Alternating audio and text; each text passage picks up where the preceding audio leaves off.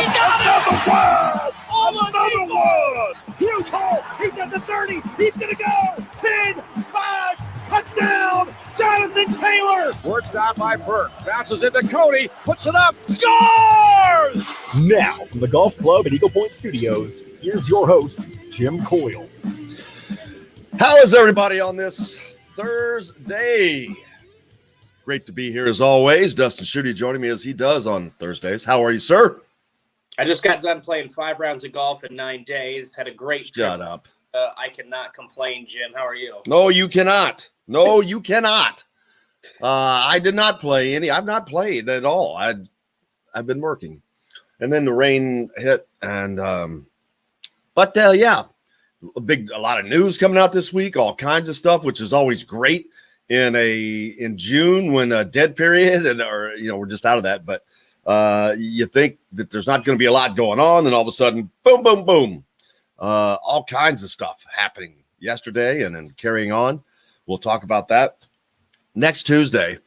I'm going, Brian Evans and Steve Green, former IU basketball players, have opened up Aurora Sleep Clinic. And it's a different way of dealing with that, the issue that everyone has, sleep apnea and all, the snoring and all that. I'm going up there on Tuesday.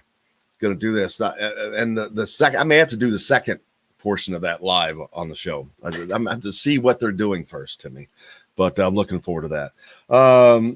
You got basketball in the month of June is absolutely nuts around here.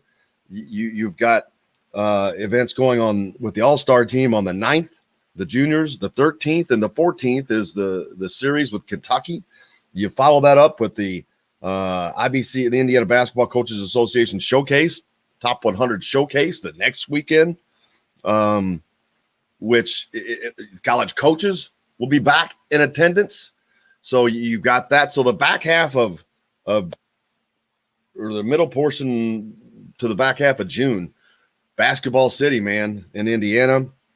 Bob Baffert suspended for 2 years from Churchill Downs.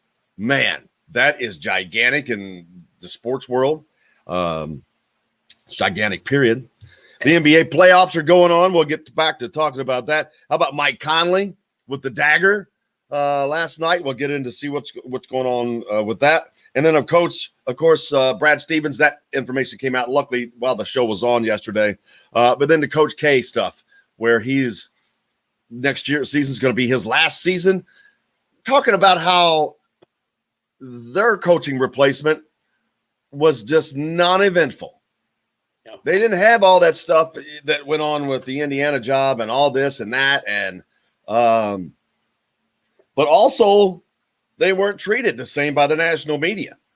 Well,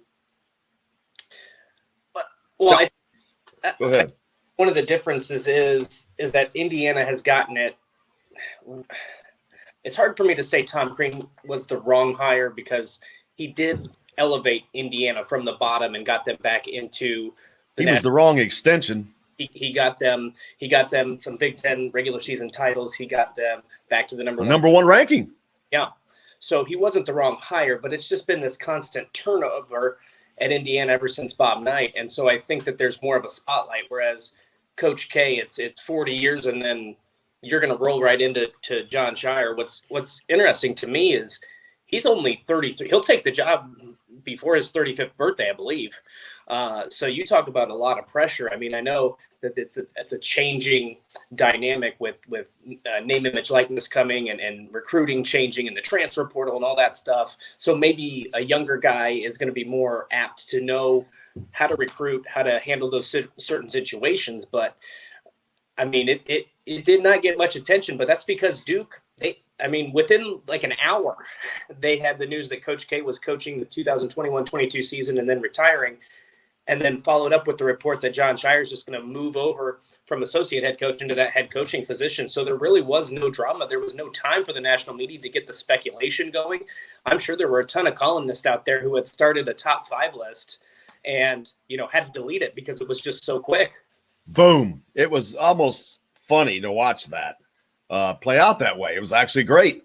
They did it how they wanted to do it, and boom, it was done. Laid out, done, and they didn't have a circus.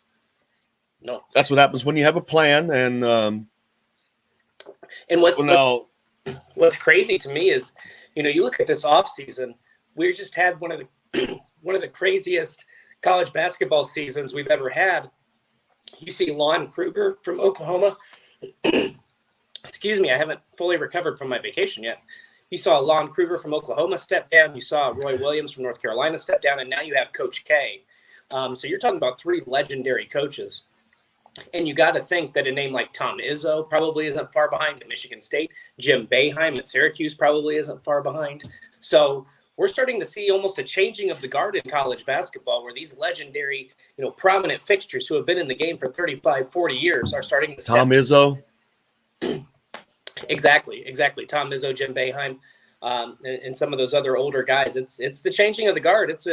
We're starting to get into this new era of college basketball with some of these legendary coaches hanging it up.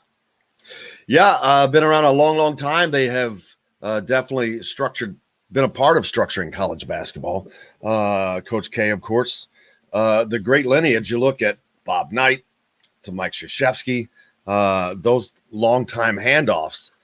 Not so much happening anymore. We'll see how it goes for Duke. But I just realized Duke and North Carolina losing their coaches within a year of each other. Man, that is going to be a difference. But those kids are going to play. Now, Roy Williams was definitely a guy there I think kids were going to play for. But North Carolina still, you're going to play at North Carolina. You're going to play at Duke. Kids come to play at Indiana. Now, that's changing a little bit with the coaching. There has been the coaching change, obviously. And so there are different reasons for different types of kids to come to Indiana. And I'm talking about the ones that are outside of the state. Duke is not an in-state. Duke does not recruit within the state. Duke is just national recruiting only, basically. Indiana doesn't have to do that, so they pull within the state. But the elite talent outside of the state, those will be the guys that are coming to play for Coach Mike Woodson and at Indiana. It's a combination there. But yeah, I think it's going to be exciting. It's going to be exciting change. But with change now, I think that's good for Indiana. You've got all this change going on, and it's really difficult to make that kind of change seamless. And so I just don't think that Duke is going to have a seamless change. They didn't have a great season last year. But I think that has more to do with Nike pulling back than anything else. But as the first, Mike Krzyzewski had a run of 20, 2, 3, 4 years of making the tournament last year. That was snapped, or 21 seasons, one or the other. I can't remember, but yeah, it's a time of change. And so a program like Indiana that has been down, this is the time all of a sudden a blue blood program can get up faster than any other kind of program. I mean, they can rear their heads in a snap of a finger because the base is always there. The fan base is always there. The fervor is always there. And it is just ready to break loose. And that's why a program like Indiana can snap forward. I mean, I'm not saying that's going to happen, but it can very well happen, especially with a blue blood type program. And I actually think that's why it was a good thing that they went with somebody who's familiar with the program, who understands the recruiting, because it's you bring up a great point. Duke is a national brand. This isn't going to be where you're going to get a ton of in-state talent. I mean, that might happen occasionally on a year-to-year basis, but for the most part, you're going after McDonald's All-Americans. You're going after 5-star and high 4-star recruits to fill out your roster. Those are kids who are going to be 1, maybe 2 years and done. I mean, Duke has also done a good job in the past of, having a couple of those guys and then building those 4-year players around them. So I think having somebody who knows the landscape, who's been part of Coach K's system, who knows what's successful and what works, I think that's all really beneficial for Duke. Hey, we're just fortunate to be joined by the great Bob Kravitz. Hey, Bob, how are you, sir? Greetings. How are you guys? I cannot complain. We were just talking about yesterday was going to, we get into June. It's like, it's slow news, and you got to start creating stuff. And then all of a sudden you get a day like yesterday where I don't know, Mike Krzyzewski is going to retire, and Brad Stevens is moving into the front office, and this and that and the other thing. The NBA playoffs are still rolling.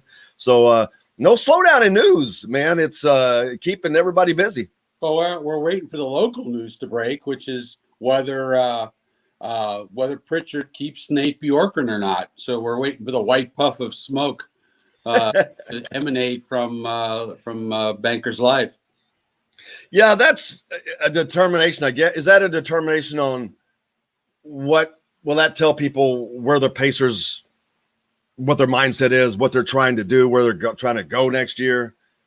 Well, I mean, they've got to decide. See, I feel like they can't bring him back because I feel like he's been diminished by Kevin Pritchard, and he's only got a 2-year contract, which is amazing to me that he would have accepted that.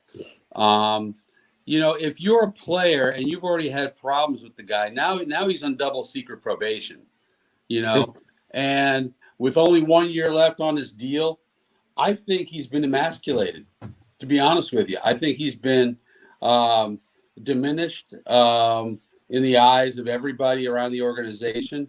And I think it's going to be really tough to bring him back. And it's kind of unfairly, really. Yes. Especially the year after you did with your previous coach who did what he did with his team. I mean, that's not a good look for the Pacers front office. No, Nate McMillan, I tweeted it out many times. When Nate McMillan was fired, I said, why? I didn't get it.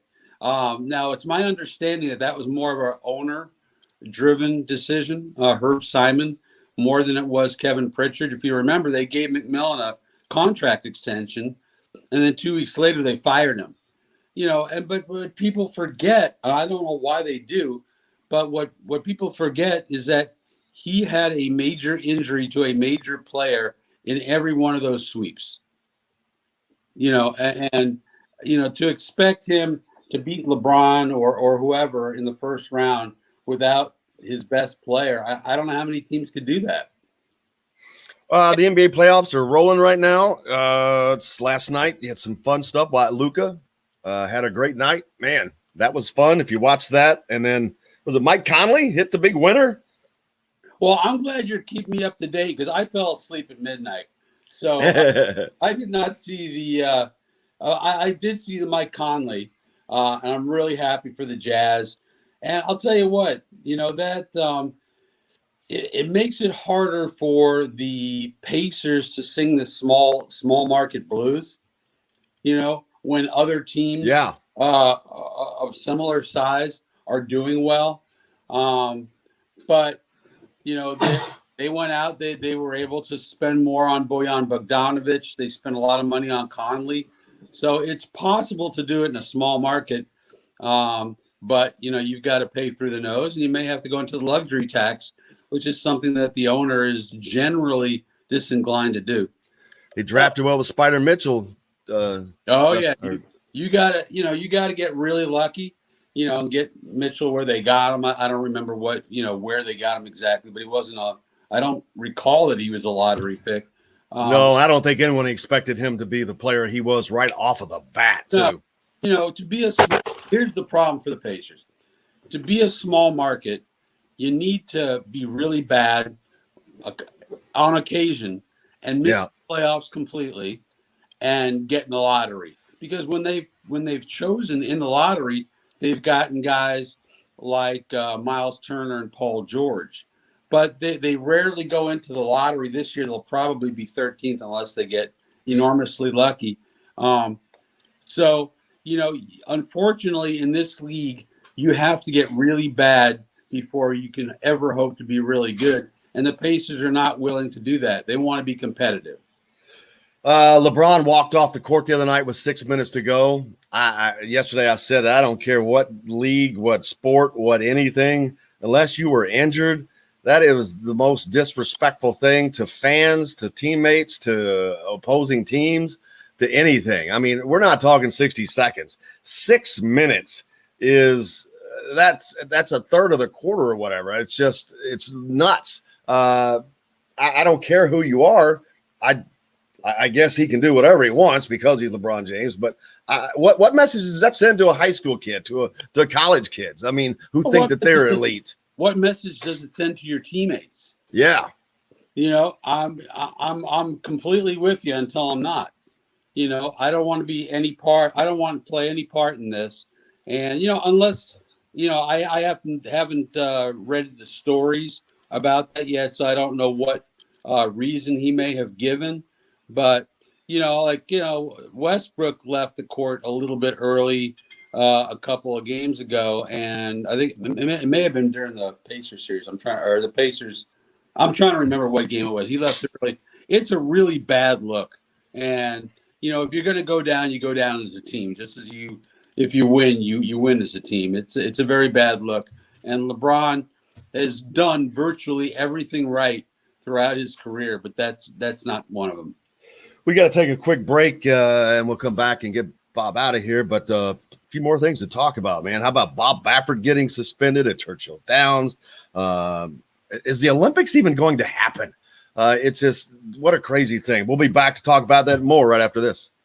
We'll be right back to the Golf Club at Eagle Point Studios for more Indiana Sports Beat Radio with Jim Coyle, presented by Andy Moore Honda of Bloomington. Hey, Hoosier fans. Bob, the 18th. Keep that date in mind. The 18th. Okay, let me let me write it down. It's a Friday. Okay. Which sucks, but because I know stuff can always happen on Fridays. I'm kind of at the mercy of other people. Yeah, June 18th at Ross, probably. Ross. Oh, I've never played the Ross. I love that 8th green, man. I just played it the one time when I was there, and the 8th green is 3-tiered.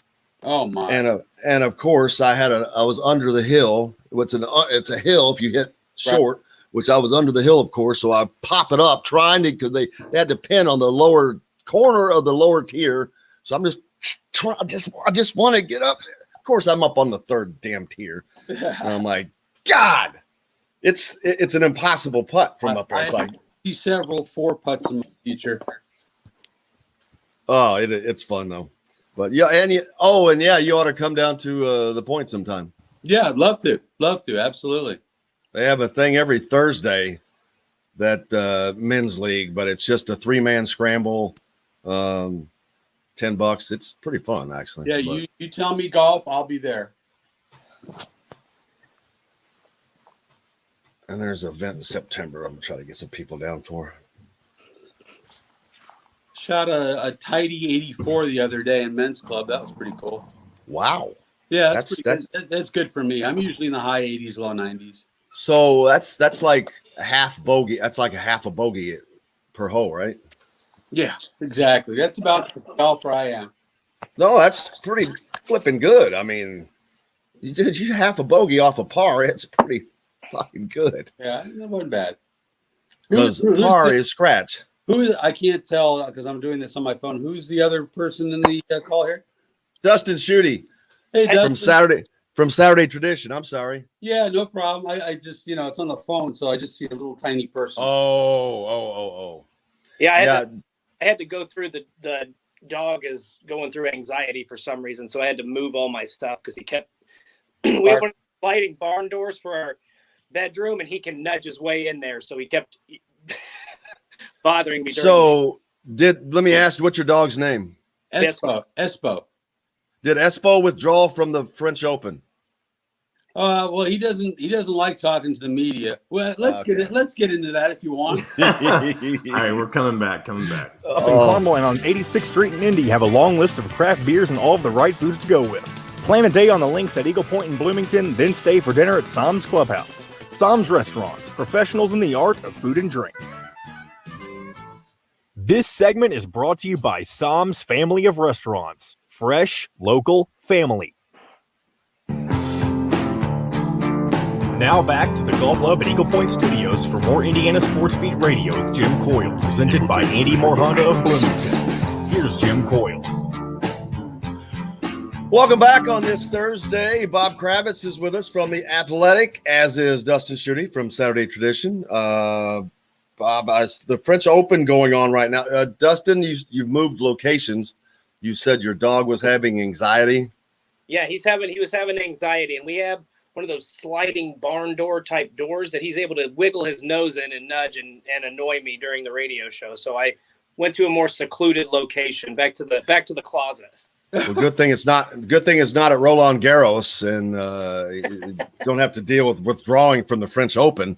Saw another player withdraw yesterday, different reasons, but withdrawing from the French Open because you don't want to talk to the media. That's kind of getting out there, man. I mean, they're paid millions of dollars to do this stuff. I understand competing at a pro level of anything is a level of that most people don't understand. I get that, but you also see everybody else out there having fun or doing it how they want to do it. Marshawn Lynch said, "I'm going to do it this way," or you've got Eli or Peyton Mannings who do it their way. But right. It's just society. If you can't talk to a room full of media people, then I think you need to find a different vocation. Well, I really do think that this is a one-off. I really do. I think I do believe that part of the job is talking to the media after your performance. I do think there's still room for the media to act as a conduit to the fans. I think, if you have a bunch of athletes who don't talk to the media, they become like one-dimensional figures, and all you see is their performance. You never get to know them. That said, I think if you had asked the media, this giant monolith, the media, how they feel about her not talking this week because of some mental health issues, I think most of us would say, okay, yeah, that's fine. Take a week off. It's if it becomes a regular thing, that's problematic. But I don't think I think Roland Garros or the French Open folks were unnecessarily hard on her. If she doesn't want to talk to the media this week and she's having issues, I get it. Remember Marvin Harrison? Marvin hated talking to the media, at least in press conference situations. You'd surround him in his locker and his eyes would get real big and he'd say next to nothing. But when you talk to him one-on-one, he was fine. So I think we need to be really sensitive about mental health in general. We need to be sensitive about Naomi Osaka's mental health. I don't believe this is a Lynch type of deal where he's just kind of jacking the media. I really think she genuinely is in a bad place, and I think we should allow her to go her own way, at least in the short term, until she feels comfortable coming back. Oh, I don't disagree with that at all. My only question is, if you're in that bad of a place, how in the world can you stand out on center stage with thousands of people there watching your every move and millions more on television? I know that's easy to, as an athlete, you just get into the zone, and that's the answer. Maybe that's better for her to bury herself in better that. For her. I mean, some people they find solace and comfort in performing and doing what they do best, doing what they've been trained to do. Some people, and I count myself among them at times through my life, have social anxiety, and it's hard. I can imagine that it's very difficult for a young person to stand in front of, to sit in front of all these people. And, look, press conferences still serve a purpose. I've heard a lot of people say, well, why should they even talk to the media? Well, I think it's still important to have a relationship with the media because, while you can control your narrative through Instagram and other things, I still think that we do act as something of a conduit between the athlete and the fans. But, for one time, I'm really not bothered by it. If this opens a Pandora's box and suddenly every athlete's saying they have mental health issues and they'd rather not, then yeah, that's a problem. But I think we need to be sensitive about her situation, and we can survive without her for a week or two.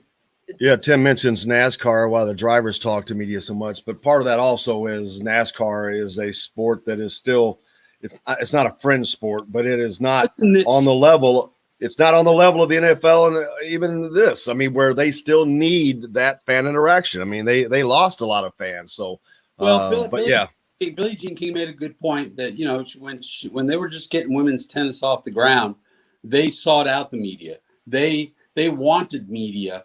And I still think that women's tennis is in that position, and women's sports in general, where it helps them to be very, very accessible. But again, I just reading what she has said, I think she's in a bad place. And I think we need to be sensitive about that. Well, no doubt. The thing to me is everything.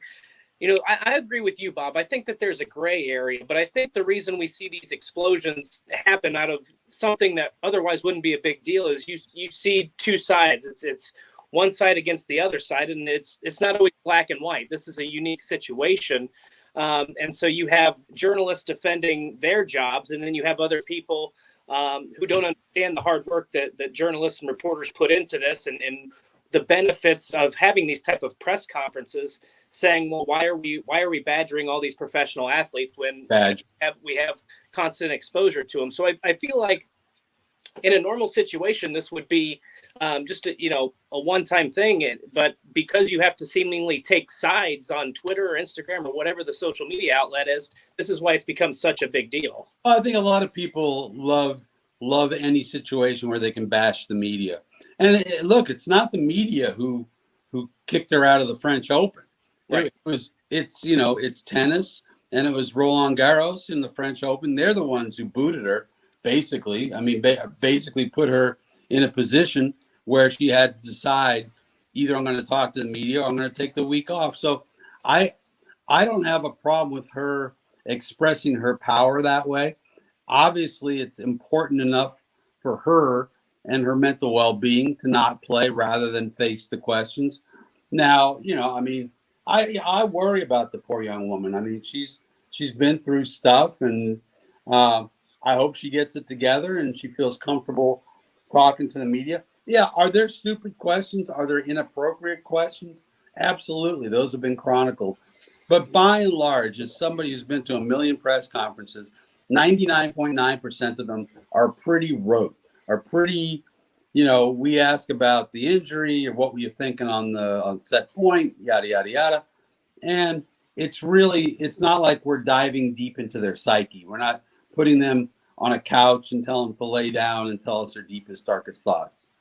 Yeah, it's I think people too many times get Facebook and all of that crap combined, and they're starting to just lump it as the media. That's not the case, and people don't always pay attention to their source where they get poor questions or poor whatever, because it is not always the media where it's coming from, and they're just lumping that in. The Indianapolis 500, what a spectacle that was, man! Just the race itself. The fans, you could feel every ounce of every bit of energy coming from the people through the television. You could feel I don't know that I've ever felt more from an event not being at it. And I was supposed to be there, but and then the ending, I mean, you couldn't script it. You could have, I guess, with an American maybe, or a hometown kid with Daly, but Elio is just as good. I mean, a 4-time winner. It's something we thought we wouldn't see. Just the weather, man, it was a great recipe. It was perfect. And I just kept getting this feeling, I was there, and I kept getting this feeling that it was 140,000 or 135,000 people taking a deep breath and then exhaling and saying, you know what, this feels normal. It was the first real sign of normalcy we've had in our society for over a year, that we could get 130. Now, we'll have to wait and see the numbers. I would not suspect that it was any kind of a super spreader event. I think we're past that, thank God. But I just thought it was a great moment, both as a race and as an event, because it was the first sign that America is really reopening after this awful pandemic. And how perfect to have Helio Castroneves. I mean, the love affair that went on with the fans after I don't know if that was, I think that was part, it needed to be someone like him who had that personality, but the fans needed that. It was like, that was their embrace, continuing with what you're saying.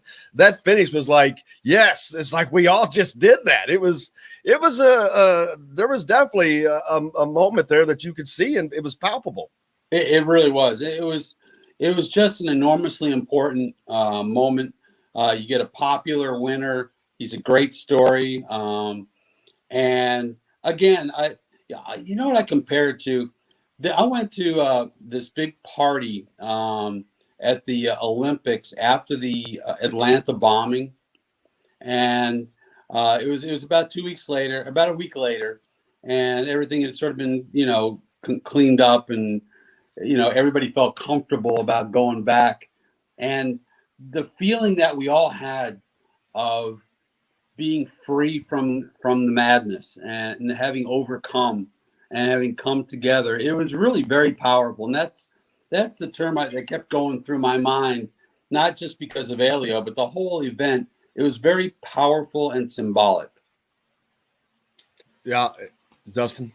Well, I was going to say that leading away from the race a little bit is the fact that we went through an awful year in 2020, obviously, and 2021 has already provided us, sports fans, with so many great, I don't want to call them underdog stories, but against the odds. We had Tom Brady in his 40s lead Tampa Bay old men to the Super Bowl. We just saw Phil Mickelson win the PGA Championship, and then you see who's 50, and then you see Helio Castroneves win his 4th Indy 500, and he's in his mid-40s, if I'm not mistaken. I think he's 40. No, 43. I think he's like 43. Yeah, mid-40s. You're right. I'm thinking of somebody else. He was the 4th oldest. Yeah, 46. I'm 46, yeah.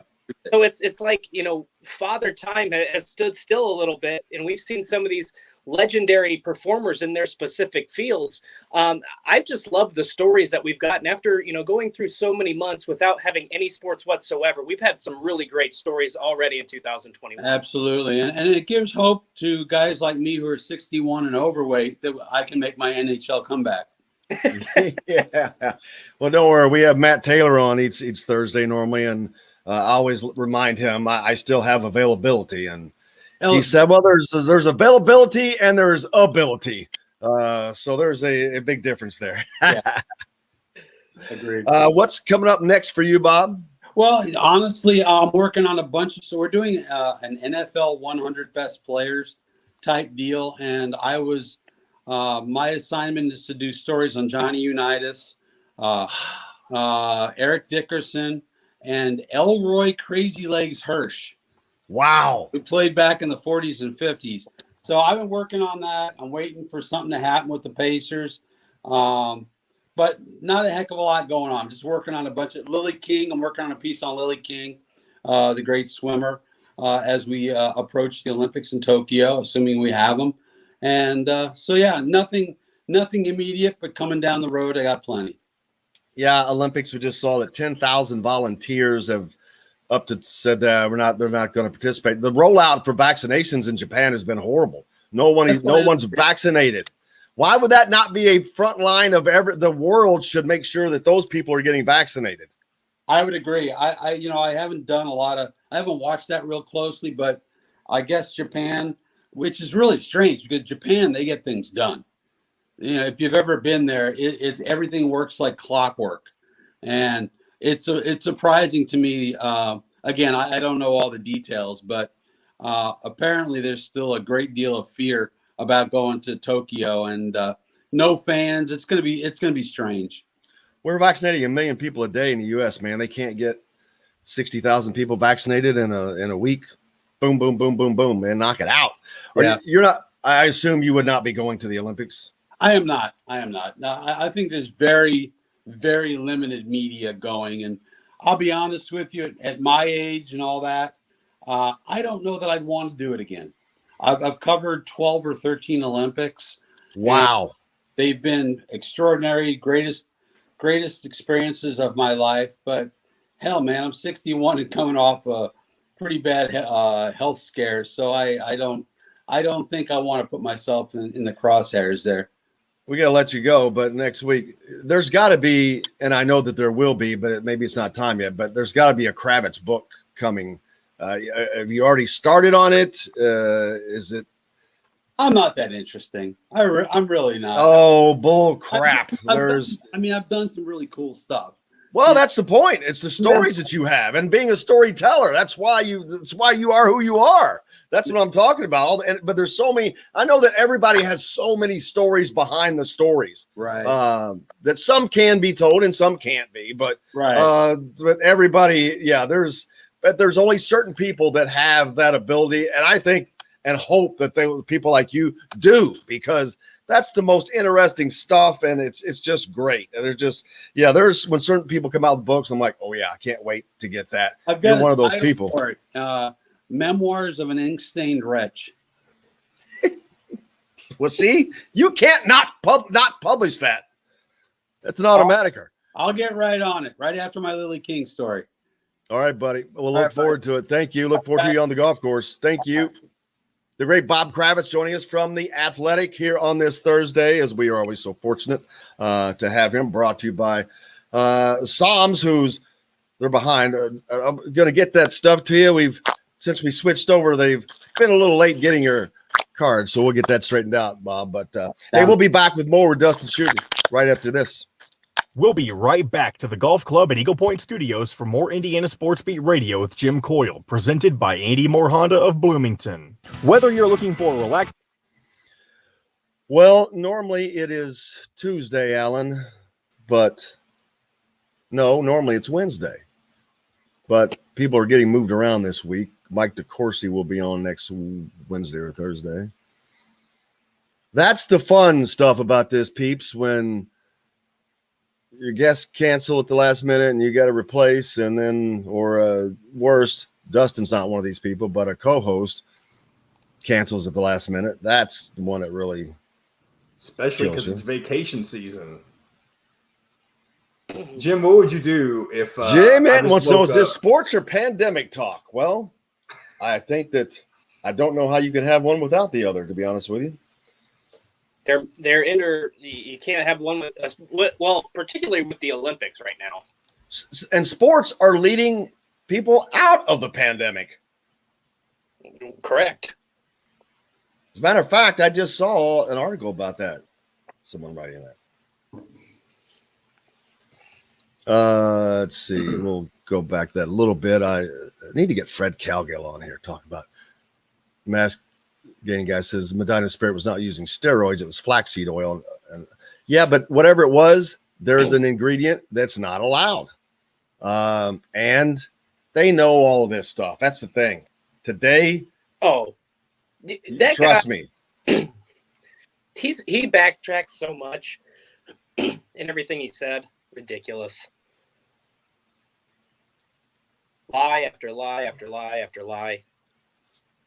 I'm glad Churchill Downs put the hammer on him, though, and didn't just, because he's Bob Baffert, give him a little bit of a pass. You know what I mean? Right. Yeah, I used to work with his wife at WLKY in Louisville. Oh, yeah, you've mentioned that before. She was a really cute 20-something-year-old, and he was Bob Baffert. And he was him. I mean, I don't blame him. Do you blame him? He was probably in his 40s. I mean, she made the right move. All right, I'll go ahead and bring us back. Burgers, beer. Hey, Hoosier fans, whether you're looking for a new or a used vehicle, Andy Moore Honda of Bloomington's got you covered. They're Bloomington's #1 Honda dealer for a reason. For deals like this, how about a new 2020 Honda Civic LX front-wheel drive lease for just $180 a month, or a new 2021 Honda Accord LX front-wheel drive lease for just $270 a month. Andy Moore Honda of Bloomington, Bloomington's #1 Honda dealer. Come see us at the all-new Andy Moore Honda, now in Bloomington. This segment is brought to you by Andy Moore Honda of Bloomington. Now back to the Golf Club at Eagle Point Studios for more Indiana Sports Beat Radio with Jim Coyle, presented by Andy Moore Honda of Bloomington. Here's Jim Coyle.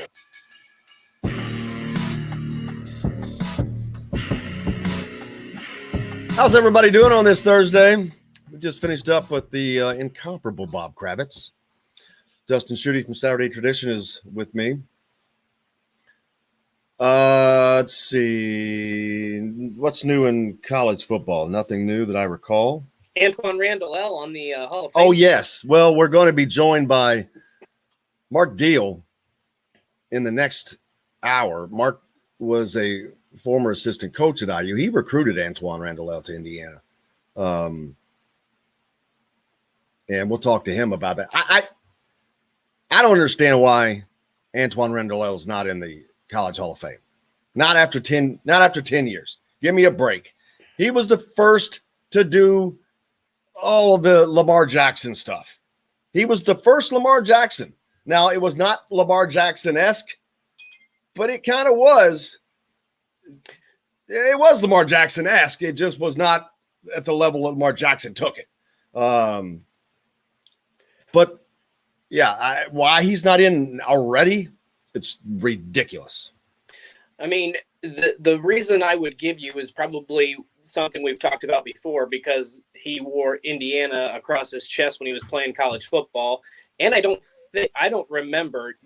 I don't think he ever got Indiana to a bowl game. Correct? I mean, not that that was his fault. Well, yeah, but that matters. That matters because Anthony Thompson did not win the Heisman Trophy simply because he played on a losing team. I'm forever convinced that they lost to Purdue in the last game, put him at 4-5, and only one player in the history of the Heisman Trophy has won it off a losing team, and he was playing for Notre Dame, and he went on to play for the Packers. So a lot bigger draw, and it was in the 50s.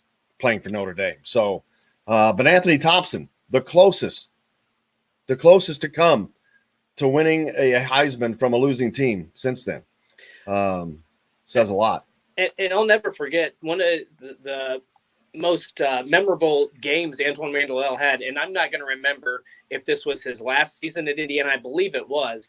And a Purdue defensive player made the comment before that last game that all you have to do is contain Randall L. and you shut down Indiana. And he had one of his best performances and led Indiana to an upset win that game. I mean, he was Michael Vick-esque. He just did not have the kind of players around him that Michael Vick had or that Lamar Jackson had at Louisville. So he was he's a generational talent. He was one of those guys in that era where there wasn't a lot of dual threat quarterbacks. He was a guy who could, he could throw the ball, he could run the ball, he could catch the ball if he needed him to. He was just such a versatile player. He was such a fun player to watch. It would have been interesting to see him if you could transport Antoine Randall L. onto this Indiana Hoosier team. It would be a lot of fun to see what he could do with this kind of offense and this kind of talent around him. I know that's ifs and buts, but my goodness, can you imagine a player like Holy smokes, yeah. Wow, because he did not have anything like the talent that is around him. And he had the capability of tucking and running and being a danger. So, yeah, that would have been incredible. I'm looking over at Matt Glesnick has been posting some photos on Twitter. And I'm looking at one right now from 1981, Bob Knight throwing a beanball at former Ray Tolbert during a pregame home run hitting contest on Landon Turner night at Busch Stadium. Says Tolbert whiffed on 3 night deliveries.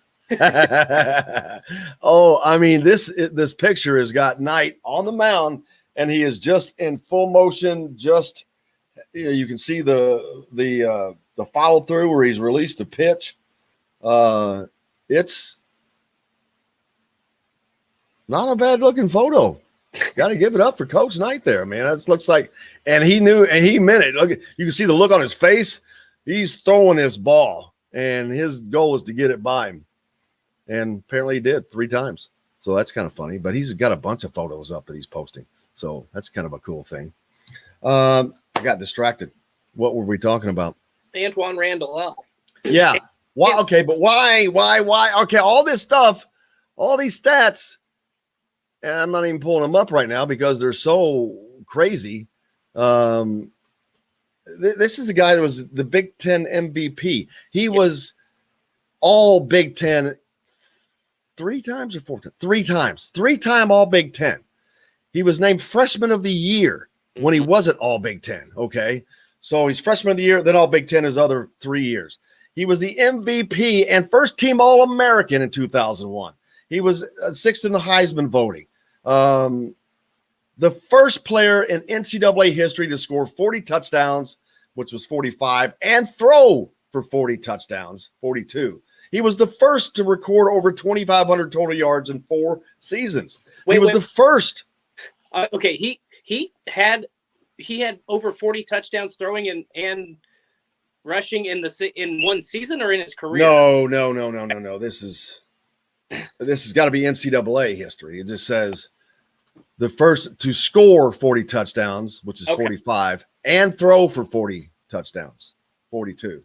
So I don't know if that's 80. Is that combining those or is that inside of that? But anyway, he's the first to record over 2,500 yards in 4 consecutive seasons, The first to both pass for over 6,000 yards and rush for 3,000 yards. Man. Now, I know those numbers probably pale to Lamar Jackson. What is Lamar Jackson's numbers? Just out of curiosity. But it doesn't matter. He was the first. Yeah, when no one has done it, that means it's hard as hell. Well, and that's what I was going to say. He played in a different era. He didn't play in this era where it's run and gun and you're running no huddle constantly and you're putting up 50, 60 points sometimes per game. He played in an era where it was still kind of ground and pound and the only team that was really running any sort of West Coast current up-tempo offense was Purdue. That's what Joe Tiller brought to West Lafayette. So this wasn't what he did during that time. It was so, I guess you could call it revolutionary. It was just so unheard of. Like I said, that's why you draw the comparisons. Like you said, Lamar Jackson, Michael Vick is another one, Cam Newton. I mean, he was the first to do it in an era when it wasn't supposed to be done. Where did I have? Where's my? Okay, here's my Antoine stats. What did I just say? All right, he passed for 6,000 and rushed for over 3,000. Okay, well, the passing is substantially more. Lamar Jackson ends up throwing for. Was it 9,000? Yeah, he ends up throwing for just over 9,000 yards. So 3,000 more yards. But that was in a pass-happy offense with Bobby Petrino, number 1, and some stellar receivers. But the rushing yards, 4,000. So it's 1,000 more, but it's not like it's blowing it away. Big difference in offense. And let me just throw out there, too, that back when Randall L was playing, they were playing 11 games a season, and they didn't count bowl statistics. So Lamar Jackson probably has at least 6 extra games to his credit, I would assume. I don't know that for a fact. I'm not looking at the stats. So, I mean, so there's also a statistical reason. When you play more games, your numbers are going to be at least – now, it's not 3,000 yards better, but, I mean, that's part of the reason why – when Antoine Randall was playing 11 games and didn't play in a bowl game. And now, obviously, Lamar Jackson, they count bowl games. They count the conference championship games. I don't know if Louisville played in one of those or not. And then, like I said, they're already playing an extra game in the regular season. So my point is these numbers are very comparative. Yes. And from a different generation and on a much worse team. The team that Antoine Randall played on, let's be honest, they sucked.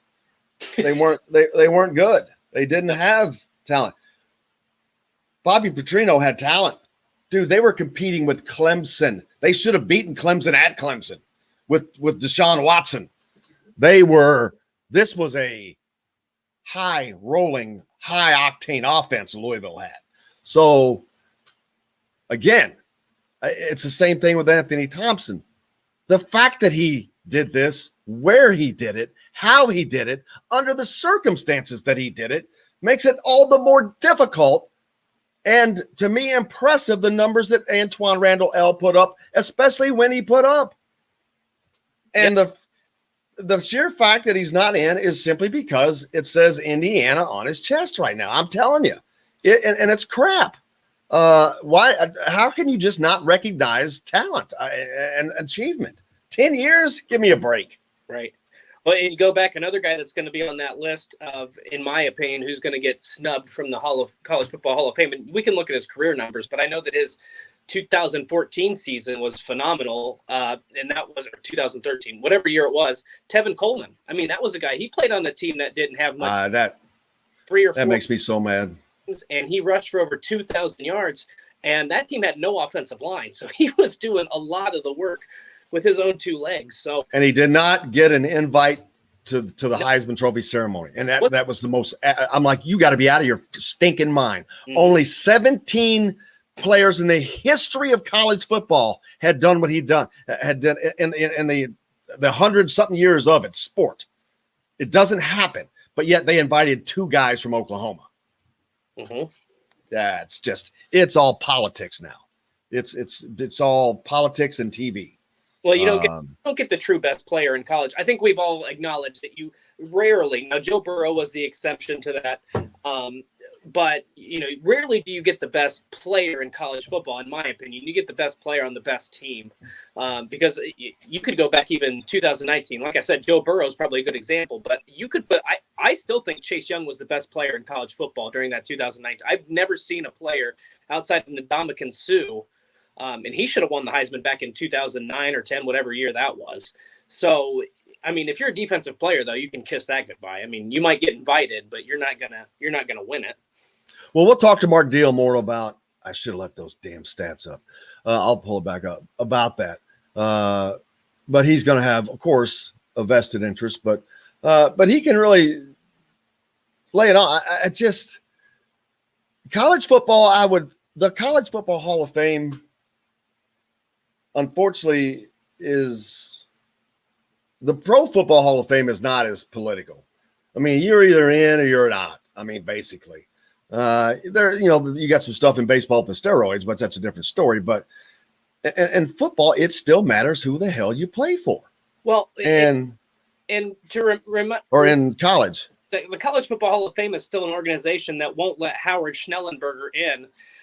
Because he went to coach at FAU and that dropped his winning percentage below whatever the market. I can't remember what 50%. I think it's 50%. You have to have a 50% winning percentage or 60%. I think it's 60. I think it's higher than. I think you have to have a 60. It's at least 60. But he is just below, and I mean like it's marginal what he's below. But what he's accomplished, him to not be in there it's laughable. Yeah, he went to Louisville. No, he went to Miami. And turned that into a national juggernaut. Yep.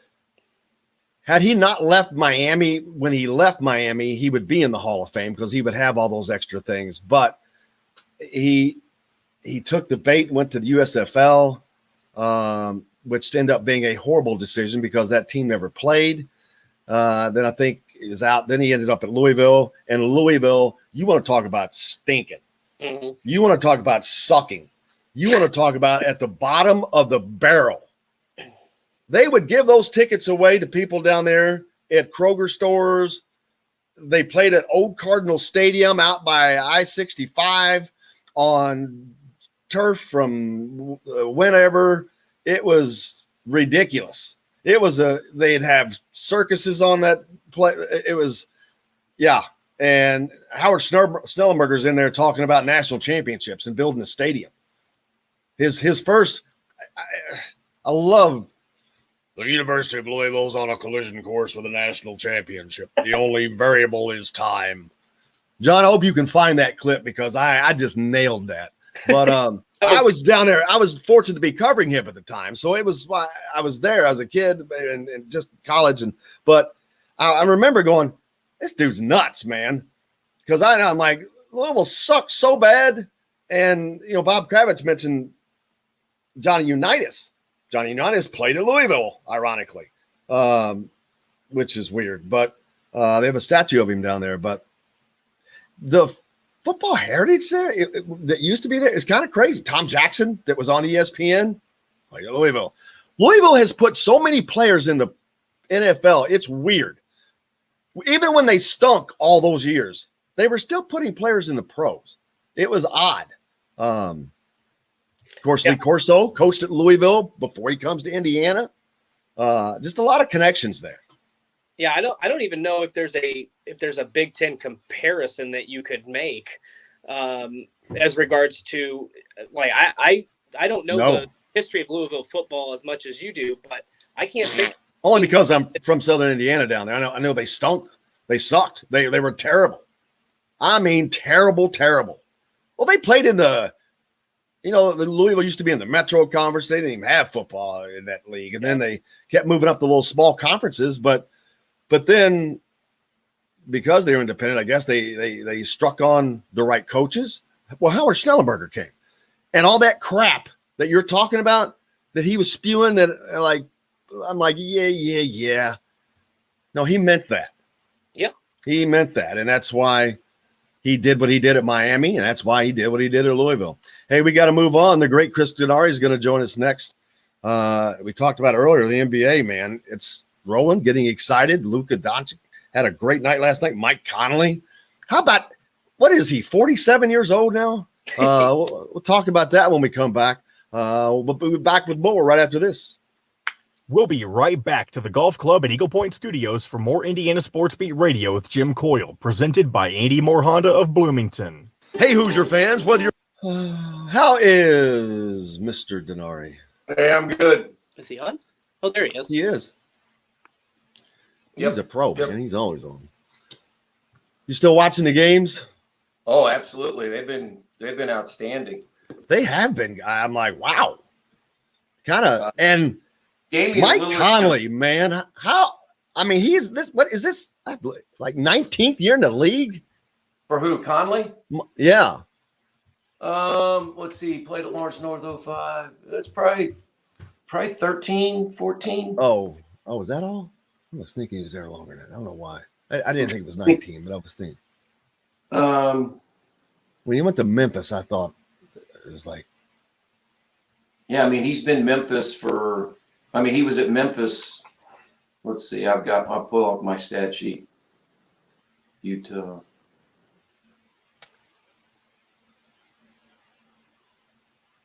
Man, there, Utah Jazz, they got it perfect. They got Mike Conley as a veteran, a Wally veteran, and you got Spider Mitchell. Yeah, Conley, 14th year. But now Conley hurt his hamstring last night, so. Yeah, I just saw that. But didn't he hit a big shot first? Yeah. I mean, he's been way better this year. Last year, I thought he struggled with his adjustment to the new team, but he's been really good this year. He was born in Fayetteville, Arkansas.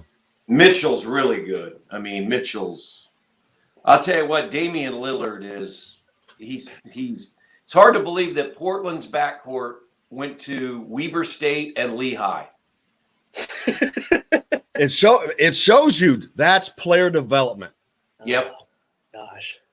And you can't, and some of these guys, it just takes a while. It takes the right tutelage. Look at me. I'm still needing the tutelage. Yeah, what about yesterday, Brad? I mean, Brad taking over the Celtics and Krzyzewski retiring. News breaking ever. I was like, oh, man. I'm not surprised about Krzyzewski. I was surprised how quickly and seamlessly and easily they made the transition. They were done with the whole thing in a matter of 2 hours. Yeah. With Shire. Yeah. Yep. Coming back. Ron and Fisher's has homemade coffee cakes and much more. Sam's Place in Broad Ripple has wings, tender steaks, and seafood. Sam's Ale House in Carmel and on 86th Street in Indy have a long list of craft beers and all of the right foods to go with.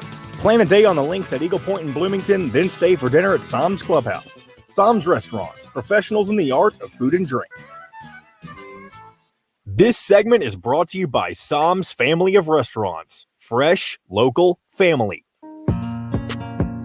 Now back to the Golf Club at Eagle Point Studios for more Indiana Sports Beat Radio with Jim Coyle, presented by Andy Moore Honda of Bloomington. Here's Jim Coyle. I hope everyone's having a good start to your Thursday. I am, because I've been sitting here talking to some great peeps, and it continues with Chris Denari. The playoffs roll on. We talked a little bit about it earlier.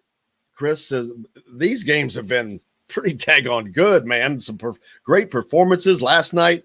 Luka Doncic has a great night with, what do you have, 42 points, and then the Utah Jazz, Mike Conley, he got hurt, but he hits a big shot. Oh, man, he's not really that old. He's only been in 14 years, but I guess 14 years, man, that's a long time in the pros. So, but still to be contributing on a playoff team, big. No, these games have been outstanding. Damian Lillard the other night at 55. He hit 17 of 24 from the field, 12 of 17 from three. But I think, to me, the whole story about the playoffs too, and there have been some negatives as far as the fans, it's the return of the fans. It's the energy. Whether you're in the building or like us, we're all watching on television. When you watch a game on television and the fans are a part of it, it just makes the whole experience different. I mean, I'll go back to golf. I mean, what we saw at the PGA with Phil Mickelson and the fans. I mean, you're there, you've got butterflies watching, thousands of miles away. And when you were watching those same golf events back in the fall, and there was no roar of the crowd, or, a guy hit a good shot, and it was just like us playing out there, right? So that's what's happened in these NBA playoffs. I mean, to see, even though the Knicks got beat 4-1, to see Madison Square Garden electric again in the postseason. Guys, the last time that had happened, it was the Pacers and the Knicks back in 2013. So, these performances have been outstanding. I always love the first round because you usually have 3 to 4 games a day. Like last night, there were 4 games, 2 on TNT, 2 on NBA TV. So in that early window, you can, bounce around a little bit. And there have just been some outstanding games, no question. And Chris talked about, Madison Square Garden being alive and well, and I think that's better for the NBA. But one of the big stories, at least from an Indiana perspective, is Nate McMillan, after, getting swept out of the playoffs at Indiana and getting knocked out, never winning a playoff series. He gets his first playoff series win with the Hawks in his first season, half season, I guess. And it just kind of speaks to how unique the NBA is, in my opinion. He wasn't a bad coach for the Pacers. I thought he was a very good coach. He just couldn't get over the hump. And he goes to a younger team with a lot of talent, and it just worked there in Atlanta, and it's working right now. And he's got a lot of talent, and I think the consensus is as well. I'm crying myself to sleep knowing he's winning playoff series and the Pacers are at home. He's also a great job, a fantastic job. There's been a lot of great candidates, but in my mind, he was one of the top contenders for the Coach of the Year, just considering the circumstances, where Atlanta was when he took over, and the level he has that team playing at right now. Oh, there's no question, Dustin. I mean, he's a great man. I mean, it was unfortunate that he did not have the success in the postseason with the Pacers. I think it was going all the way back to 2005 was the last time he had won a playoff series. And, part of the playoffs, sure, it's skill, it's having players perform, and, a lot of it's luck and a lot of it's matchups. You have to give him a lot of credit for taking over an Atlanta franchise that, as you said, has some really good young talent. They brought in some veterans in Gallinari and Bogdanovich, and they needed a voice change, and that's what all these teams tend to do. I mean, you think about it, that happened with the Pacers. Larry Bird felt that there needed to be a voice change, and that's when Nate McMillan got the job over Frank Vogel. Then Frank Vogel goes to Orlando and has 2 miserable years. Then he sits out a year and goes to the Lakers and wins a title. So I don't think there's no right or wrong, but I'm really happy for Nate because he's a good man and a good coach. And, for whatever reason here at Indiana, he just wasn't able to get his teams to win playoff series. It will be interesting to watch this young Atlanta team against Philadelphia, especially if the 76ers are without Joel Embiid for an extended period of time. Hats off to Nate. I'm really happy for him, and we'll see what the Hawks can do here in the second round. And obviously, Philadelphia has a great advantage of being one of the top teams in the East. But, you're talking about now two coaches who kind of know each other, because you got Dan Burke on that Philadelphia spent so much time on with Nate McMillan and on the Pacers staff. Would you give is there a coaching advantage there one way or the other? Or is it at this point in the playoffs, is it just the players playing? Well, I do think it's just the players playing, but I think that is an advantage for both sides. Nate knows a little bit about Dan, a lot about Dan and what Dan is going to try to do defensively. And Dan knows, the skill set as a coach of Nate McMillan, but they're also, they're dealing with different personnel. These are not the same players that they coached a year ago with the Pacers. And to some extent, they're not the same teams that we saw during the regular season. A lot changes in the postseason.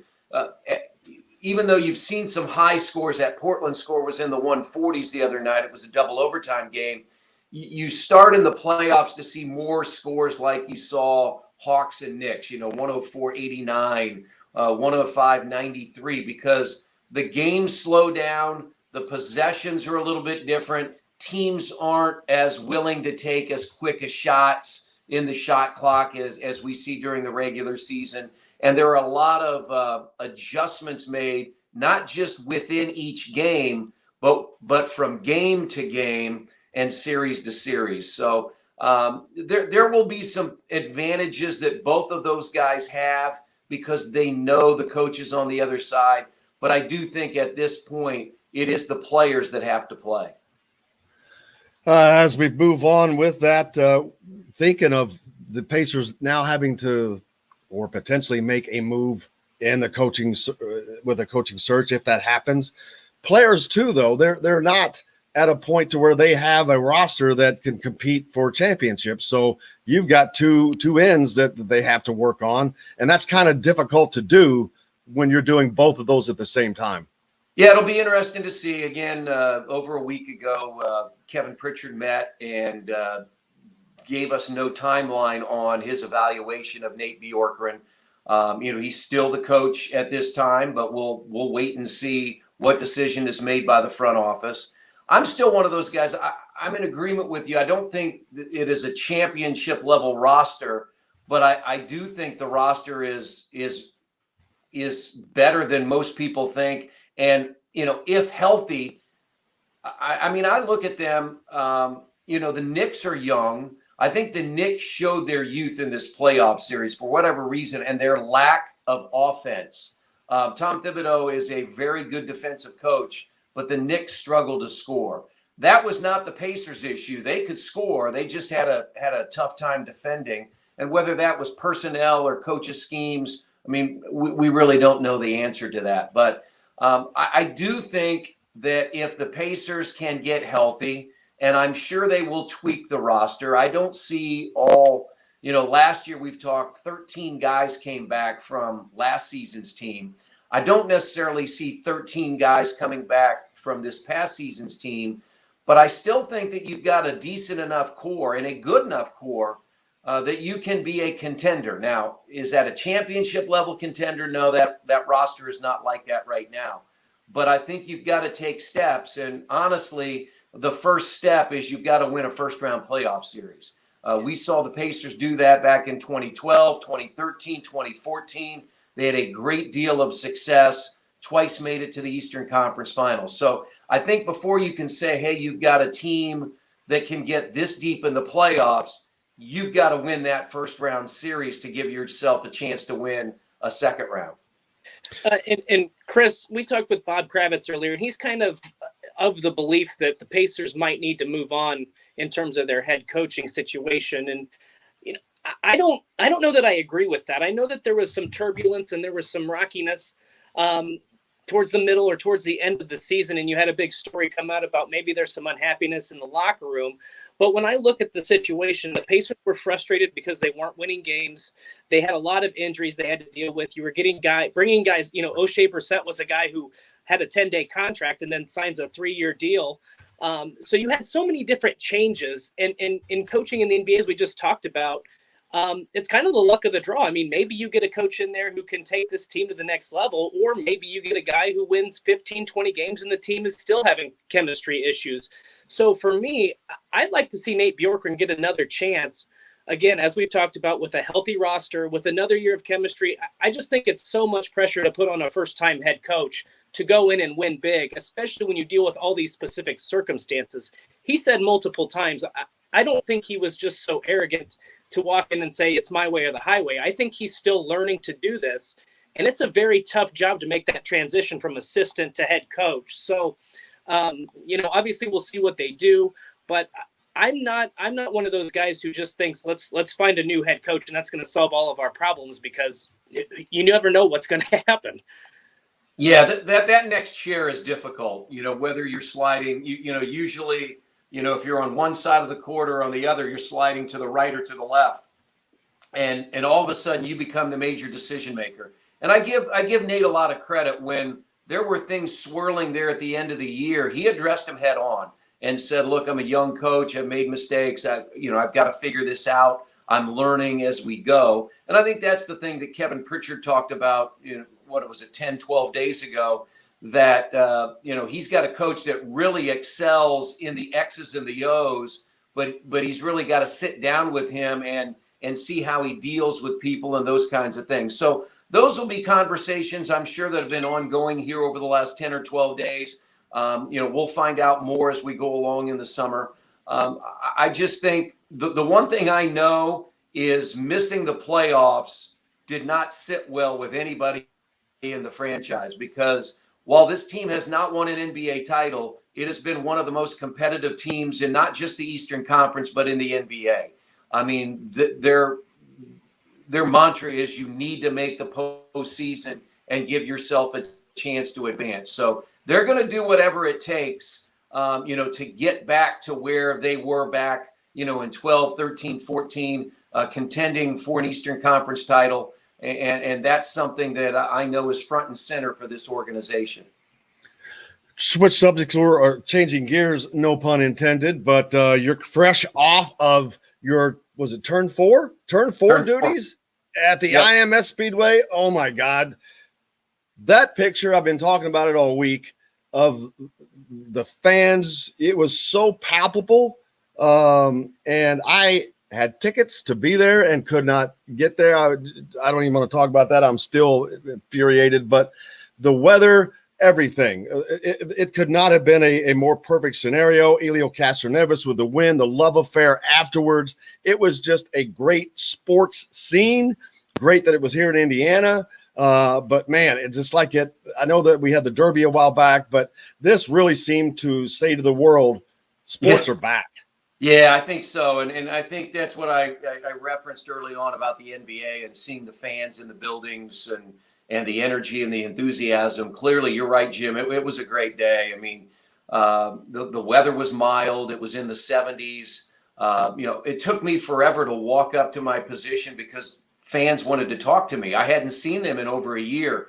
I posted a side-by-side picture on Twitter of the exact same shot from August of last year and then Sunday. And it was no fans and packed full of fans. And so just to see the enthusiasm of the race fans, they were rewarded with a really good race. I thought it had a lot of momentum. There were only 2 yellows, so there wasn't a lot of stop and starting. I thought there was a lot of fluidity to the race. Elio Castroneves was quick all day. He was always in the top 5 or 10.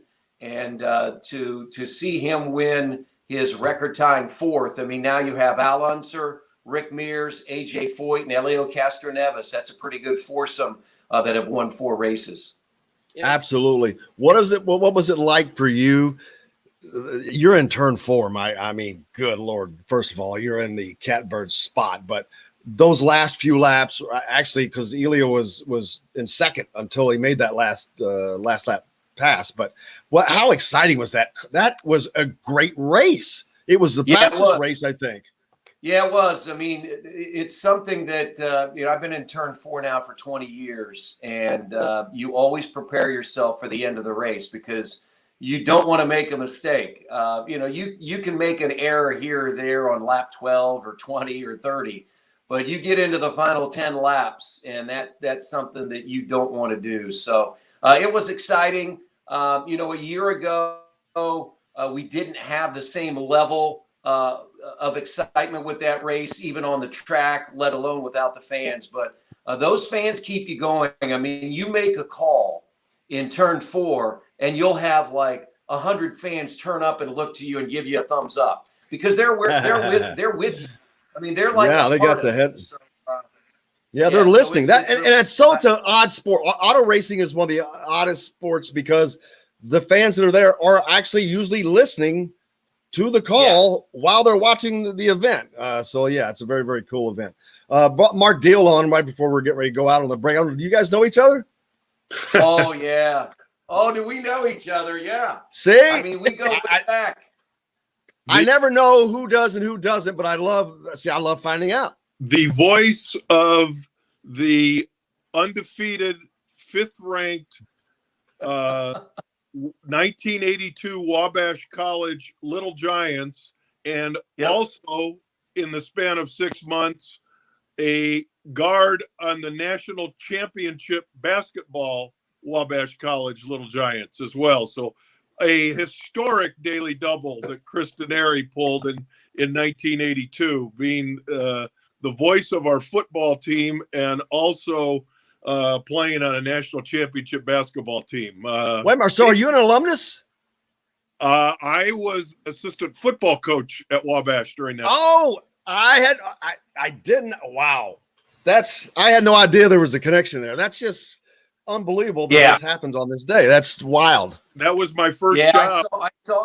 I saw the text or the tweet that Coach Deal was going to be on, and I couldn't wait. I was hoping that you'd pop him up. Oh, well, if I'd have known this, it would have been a lot sooner. I was like, wow, but that's incredible. It never ceases to amaze me, but it always amazes me, the connections. It does, and I've been in this business for 1,000 years, and it doesn't matter. I'm like, are you kidding me? They were there, or this person was there. It always shocked you. Or you look back at a staff, and I don't market all that, and you're like, all those guys were on that staff? It's like, crap. It's just nuts, the stories and the crossings that go on. And wow, this is another great one to learn of. It was my first job, and I was like 2 years older than the guys I was coaching. Yeah. It is amazing, it is amazing when I think back to those days and to where I am today, just like Coach Deal, just like Mark. I mean, it's all this opportunity, and there are these relationships that you build. When I'm 20 years old and I'm interviewing Stan Parrish in his office for the coach's pregame show, and then Stan goes on to do what he does, and it's just really a thrill. I mean, that's the cool thing about what we've all done in sports and those relationships that we continue to build. When I'd go down and do Big Ten football games on BTN, I always loved going to Bloomington and seeing Coach Deal. So this is something special, and so glad to see Mark here. Oh, man, it's great to have both of you on at the same time, especially now that I know that we'll have to do that in the future. But Chris joins us each week. We're fortunate to have him. But I know Mark is. I was bringing him on today because Antoine Randall in the Hall of Fame class up for election again, and I know that Mark recruited him, and I remember some great stories that he's got to tell, and looking forward to that back in his coaching days. But yeah, I had no idea you guys had a cross. It was just awesome, and now I'll have to get you guys on the golf course together. Wabash always. That's right. That was my first job, and we won 24 games in a row. We were ranked in the top 10 3 straight years. Undefeated twice and never got in the playoffs. Yeah, it was one of my favorite moments as a broadcaster, Mark, and I still have it. I still have it on my computer. Is that Dayton game when Dave Broker marched the Little Giants down the field to beat a team that we all revered in Division III as Dayton, and Wabash beat them at Little Giant Stadium.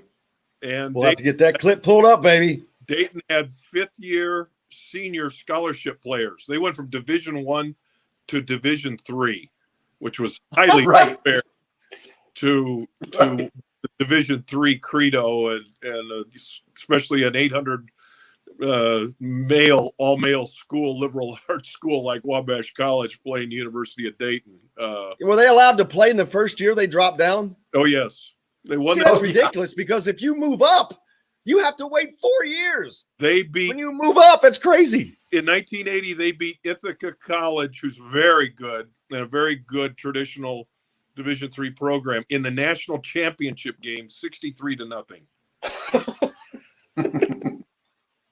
But we That's got them crazy. on that day in Kravitz. Man, I look forward to having some. We're going to have some more reunion talk. This will be fun. But Chris, I know I got to let you go, brother. I cannot thank you enough. Always great having you on, and even a little special bonus here today. Great to All see right, you. thanks, guys. Race. I was Great there. to see you, Mark. All right, we'll be right back with Mark Dill right after this. We'll be right back to the Golf Club at Eagle Point Studios for more Indiana Sports Beat Radio with Jim Coyle, presented by Andy Moore Honda of Bloomington. Whether you're looking for a relaxing night. Hey, Coach. Thank you, sir. Well, that was a bonus. I had no idea. I saw Chris on that email, and I said, "Oh man, I hope I get a chance to see Chris." I didn't. Yeah. Sometimes I know that there's a connection with people, but like this, I had no clue. But of course, you never can. I mean, with coaches, because I talk to Coach Peoples all the time, and those guys. I can't remember where they all been because they've got a 10 stop resume. I mean, I remember some of them, but I don't remember. Was it Arizona or was it Grand Canyon? What was it? I know you were in that. Yeah, it was my first. That's crazy. Yeah, yeah, and at Wabash, everybody knows everybody, and because there's only 800 men there, so everybody knows everybody, roots for everybody, and the whole school, and great people, great times. Like I said, we won 24 games in a row, and I know a girl that's my daughter played soccer with that's going to play soccer there from her high school. Well, she's from down in Kentucky, but yeah, well, that would be hard because still all male. I'm pretty sure this is Wabash. Probably DePaul. Where is Wabash? Is it in Greenfield? Crawfordsville. DePauw's in Greencastle. That's our arch rivals for the Monon Bell. It's still all male. Yes. Wabash is still 800 men. Huh.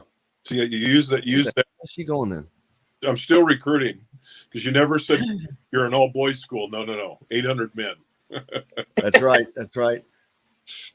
Where are you from originally in Indiana? I'm a Hobart Bricky. Hobart Bricky. What year did you graduate high school? 1975. Okay, stop. Don't tell me. See, back then I was in high school, but I was always reading the paper, and I was into sports already, and I was playing sports, but I was always into sports broadcasting. It was like something I was probably going to do, and I knew every freaking back then it was Penn, the Hobart Brickies, and I'm trying to. Did they win like 8 freaking state championships? No, we won 4, and we were runner-up again this year. I think we've been Brickies. I hated that name back then. I think we've had 9 runner-ups after winning 4. Who was the coach? I cannot remember. Sorry to interrupt, but we're coming back. He was okay. One Honda Accord LX front-wheel drive lease for just $270 a month. Andy Moore Honda Bloomington, Bloomington's #1 Honda dealer. Come see us at the all-new Andy Moore Honda, now in Bloomington.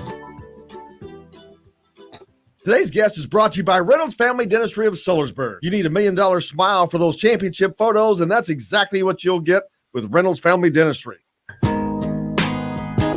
Now back to the Golf Club at Eagle Point Studios for more Indiana Sports Beat Radio with Jim Coyle, presented by Andy Moore Honda of Bloomington.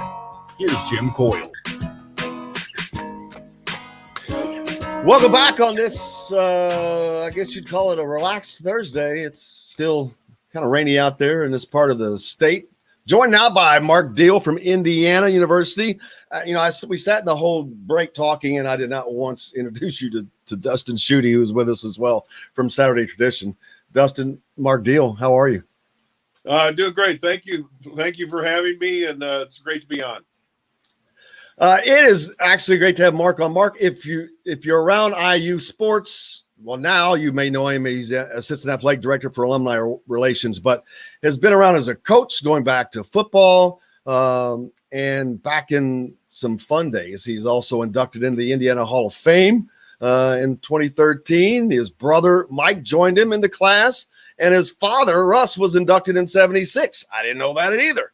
I'm learning all kinds of stuff out about you today, man. I mean, I've known Mark for a few years just through football and whatnot. We talk here and there, but man, there's stuff you learn when you start looking in. But he played center and began his coaching career as a graduate assistant in 1979 under the great Lee Corso. That 79 squad, of course, went on to the Holiday Bowl. So, man, you had a great start. I mean, just there's plenty more. Your brother played on the 67 Rose Bowl championship team. Man, there's just, I haven't even gotten halfway down what would be your bio. And that's tons, more than most people could ever dream of. But yeah, wow. Welcome in, Hall of Famer, Mark Deal. Well, thank you very much. I got to throw that title in the front, man. I didn't do that earlier.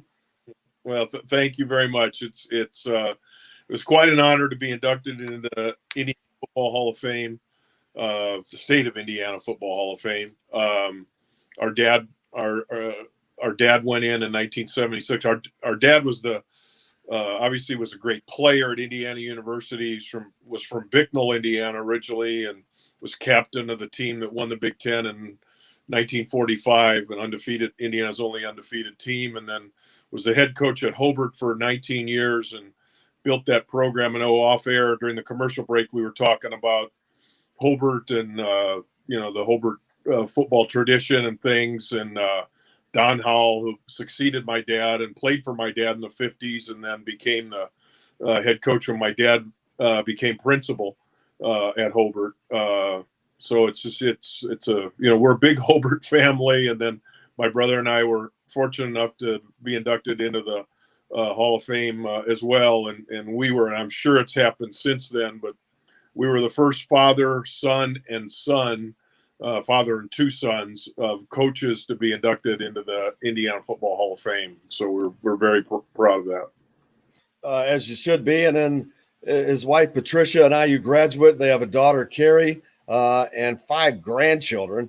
Carrie, of course, has to be married to former Hoosier quarterback Blake Powers from the early 2000s. She played volleyball here in 05, 06, yes. 06. Academic, all Big Ten honors in 06, graduated with a degree in special ed. Man, it just goes on. I hadn't even got there. It continues. I haven't even stopped yet. We're very blessed, and watching my daughter play at IU was very special, and watch her compete out there, and we've got we really have, there's another generation too. It was my father's generation was one of, and then my brother and I were the second generation, and then my daughter became the third generation of IU athletes, and then my brother Mike's granddaughter Riley lettered in softball at IU in 2018, and so we have 4 generations of athletes and letter winners at Indiana University, and we're very very proud of that. Yeah, I was reading it. That's amazing. That may be something that be tough to beat. That's hard to do, man. Just getting 1 is an accomplishment. Adding 4 is something else. And then Casey is a 2013 graduate, earned the MBA from the Kelley School of Business. Man, you got the IU Bicentennial Medal from Michael McRobbie. I remember that last year. So, man, your career is just what more could you ask for? I mean, not ask for, but what more could there be to even make this any better for you? Well, I'm very blessed to be able to get up and go to work every day at a university that I love and care so much about. I talk to people different times, especially young people, and they ask me for advice, and I always tell them, I said, find something that you love to do and do it. I don't consider, I don't ever hate to get up to go to work. I can't wait to get to work every day. And I love my job, and I love going to work every day and doing what I do, and just so blessed to be a part of Indiana University, and it's interesting because when Coach Mallory retired, was forced to retire, unfortunately. But after he coached his last game and we had the team banquet, he talked when he addressed the people at the banquet and the team, and he talked about finding something that he loved to do, and that was coaching. And I loved to coach, and I loved what I was doing as coaching. And then, when I didn't get to coach anymore because head coaches got fired and assistants get fired too along the way.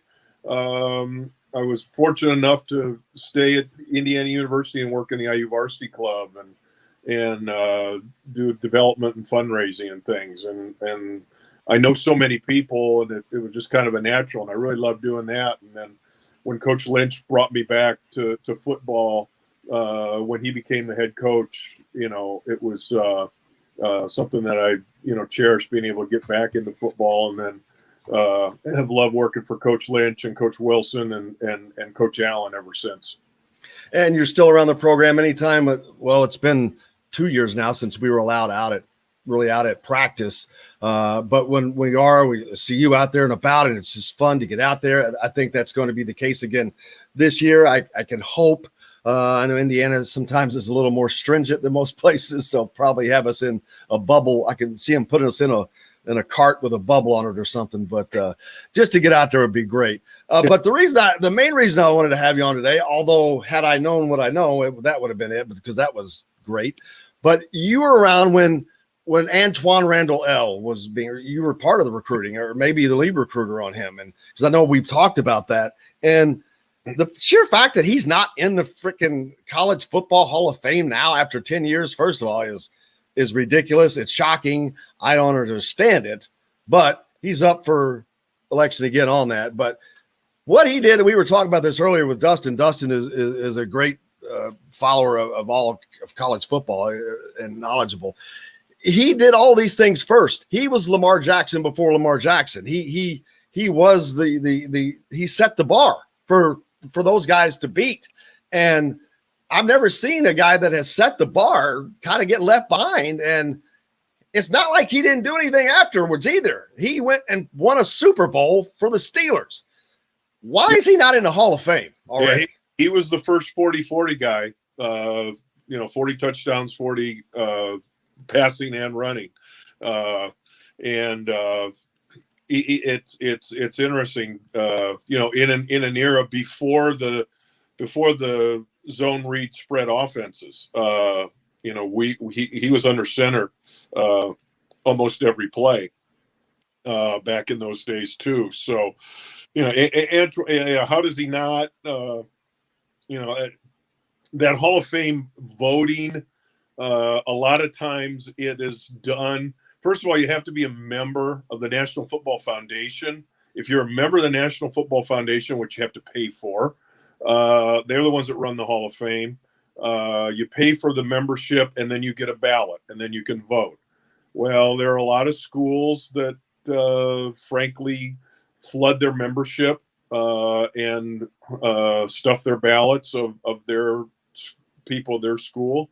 Indiana really doesn't do that. I don't know that Indiana doesn't make a big push to that. And I'm not knocking Indiana for that. It's just the way it is. I think there needs to be a more equitable procedure for that, of people who are not necessarily getting their ballots stuffed. And first of all, you have to be a first team. You have to be a first team All-American to be considered for the Hall of Fame. So there are people that were never first team All-Americans that were great quarterbacks that can never, or great players that can never get into the College Football Hall of Fame. So I think there needs to be a more equitable thing for that, as far as the selection process. But Antoine Randall L is, I kind of, it was a tag team process, the recruiting of Antoine. Well, let's take it before we get into that. We got to take one quick last break. Let's do that because I want to give the last segment to that. We'll be right back with former coach, assistant Indiana coach Mark Deal, currently with the Athletics Association. Back right after this. We'll be right back to the Golf Club at Eagle Point Studios for more Indiana Sports Beat Radio with Jim Coyle, presented by Andy Moore Honda of Bloomington. Hey, Hoosier fans, whether you're looking, I knew the story was going to get good. I'm like, I don't want any interruptions from that story. I'm going to let all that stuff roll. I remember the Allen Iverson story. It's talked about recruiting him. Yeah. Dustin, you lost your camera. I'm here. Oh. He took his pants off. Show goes to 11. Oh, I meant to text you that. Yeah. I forgot. The radio asked us to start doing 2 hours. Sorry. It's all good. I wondered why you hadn't signed off yet. Yeah, I meant to tell you earlier, Dustin, but we were in the middle of that segment. You were talking to Chris, and I was like, I'll just shoot him a text. That's fine. I don't have anything to do. So. Did you go to Indy, Mark, with Coach? Yes. I actually sat in the Dreyer and Reinbold suite with him. Eric DeBoard, one of my teammates at IU, is a part owner of the Dreyer and Reinbold team, and he invited us to the suite for it, which was really cool, and got to go to I still call it Gasoline Alley. I've been going to the race since 1972, so I remember the wooden Gasoline Alley garages. But got to meet Sage Karam before the race. Great. Oh my gosh, what a great, that was so intense to sit in that suite with all the fans, and Sage Karam led the one lap 176 and 177, and the suite is just going crazy. And then to finish seventh was just a remarkable, awesome thing for that. It's a one-off team and one car and, no backup. And, he brought it home great. And the pit crew did an unbelievable job. It was just a great day. It was fun. It was fun. It's great to see. I shouldn't waste all this good stuff for not being on the air. It's good. It's great to see Coach. Seconds. You can hold it in. Hold it. Yeah, I'm talking about it's great to see Coach out and about because he's always out and about. Where Archie, his head in the stand. I'll go ahead and bring us back. If you're looking for a relaxing night with a family, meeting for lunch, hanging with friends, or on the golf course, Sam's Restaurants has multiple locations and something for everyone. Sam's Restaurant in Fishers has homemade coffee cakes and much more. Sam's Place in Broad Ripple has wings, tender steaks, and seafood. Sam's Ale House in Carmel and on 86th Street in Indy have a long list of craft beers and all of the right foods to go with. Plan a day on the links at Eagle Point in Bloomington, then stay for dinner at Sam's Clubhouse. Sam's Restaurants, professionals in the art of food and drink. This segment is brought to you by RE/MAX Advanced Realty, Indy Home Pros team by Cheryl Sizemore. Now back to the Golf Club at Eagle Point Studios for more Indiana Sports Beat Radio with Jim Coyle, presented by Andy Moore Honda of Bloomington. Here's Jim Coyle. Welcome back on this Thursday. Dustin Schutte joining me from Saturday Tradition as always, and we've been fortunate to be joined by Mark Deal, former assistant football coach at Indiana. Now he is with the assistant athletic director for alumni relations, but tons of great football stories. But we're talking about Antoine Randall, who was up on the ballot for the 10th year on the College Football Hall of Fame. And Mark was explaining the politics, I guess, of sorts of that situation. But at some point you would think his numbers, man, they're just freaky. They are what they are. You can't deny them. He did what he did. And it's like, how do you keep a guy like that out? Yeah, it's hard. It's hard to imagine they would. I don't think. I think eventually it will happen. There's always a lot of good players. I mean, I've seen the list of some of the players that are coming in there. But again, you have to look at it as what they did in college. This is the College Football Hall of Fame. This isn't the NFL Hall of Fame. And what they did in college. I think you have to totally separate that. And he was a much better college quarterback than many NFL All-Pros, no doubt. For his all-around game, there's no doubt about that. Dustin? Yeah, well, I was going to ask in the recruiting process, and it's changed so much over the course of even like 20 years with you have sites like rivals.com, 247 Sports, ESPN. I'm curious to get your take when you're was it I'm not ever going to say recruiting was easier, but was it easier back then because maybe you could find a diamond in the rough somewhere, you had a hunch on a guy and you didn't have everybody having access to it? Or is it easier now because now it's compiled on 13 different websites as to who's who, and everybody has access to all the same players? I'm interested to get your take and how you've seen recruiting change over the last 25, 30 years. Oh, it has changed. I think the internet and social media have made things change, but it was still hard to hide. No, everybody knew who Antoine was. And we were fortunate enough that Curtis Randall, his older brother, had signed with us the year before. It was the year before I got here, and Buck Sewell, who was our running back coach, was recruiting the Chicago area and recruited Curtis and had made the initial overtures into Antoine. Well, when I got here, Buck transitioned from an on-the-field role of coaching our running backs to become the director of football operations in an off-field role. So I kind of was able to jump on Buck's coattails for that, taking the lead of the recruiting to Antoine. But certainly Buck laid all the groundwork for that. But it was still not easy because Antoine was a quarterback.